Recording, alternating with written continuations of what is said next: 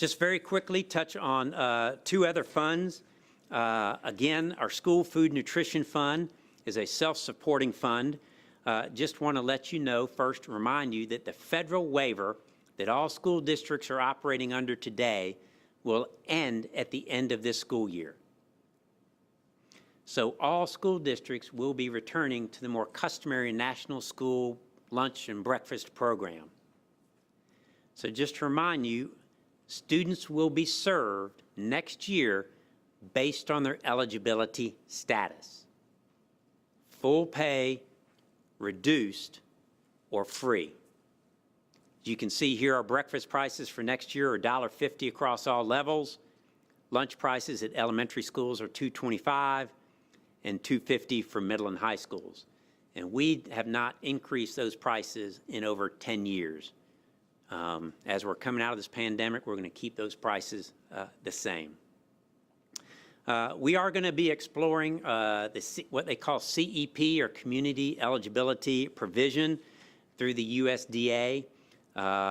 You take actually a look at your district on April 1st of each year to look at what number of schools do you have that are, quote, direct certified.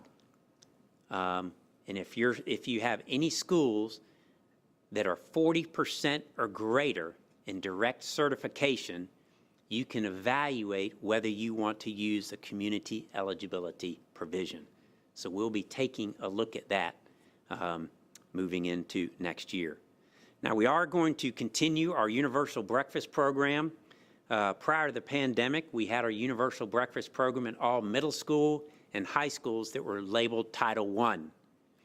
We are going to make sure we expand this universal breakfast program to all our Title I schools. So whether it's elementary, middle school, or high school, and you're a Title I school, that means any student in the school can eat breakfast at no cost. So that would be approximately 42 elementary schools, plus the middle and high, total 68 Title I schools. Just to clarify the difference between community eligibility and the universal program, is one what we're calling it, and then the community eligibility is what the Department of Agriculture calls it? Yeah, they're just two different programs that are offered through the USDA. They are structured a little differently.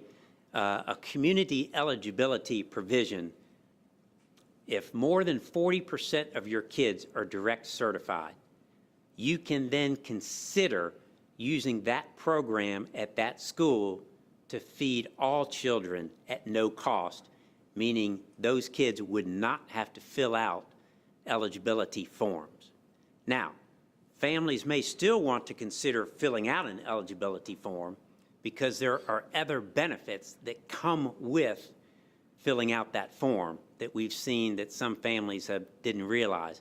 That's one benefit why we encouraged our families every year, even during the pandemic, to continue filling out those free and reduced application forms, because there are other benefits that come along with completing those forms and being served under that. Universal breakfast and community eligibility would be both for breakfast and lunch at a school. You can have, there are actually a district or two in Georgia that their whole county is under the community eligibility provision. And then there are areas or districts that have community eligibility just within a group of schools. And then it also affects a little bit of your reimbursement process, how you get reimbursed for those programs. And we would have, that's what we would have to evaluate. What would be the financial impact of the CEP program if we elect to participate in some of our schools? Well, and this would be the majority of our schools. Right now, preliminary data only tells us that we have 3 schools. If we run the data today, that we have only 3 schools that meet the CEP eligibility requirement, meaning that at least 40% of the students served today are direct certified. So we'll run the data again on April the 1st, take a look at what those schools are, and run some numbers on a financial perspective to see what financial impact that would have in participating in that program.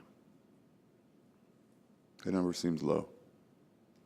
Now, this is direct certified. These are people that really don't have to fill out a free and reduced application program because their income level is so low. They're direct certified through other programs like Gotcha. SNAP and things like that. Okay, So, that makes more sense. I do want to clarify, and we'll get all the business rules, but I do think there's the 1.6 multiplier that we There need to look into. So it may be that there's only 3 schools that are outright, but the direct certification process, and I hope you guys can hear me, the direct certification process,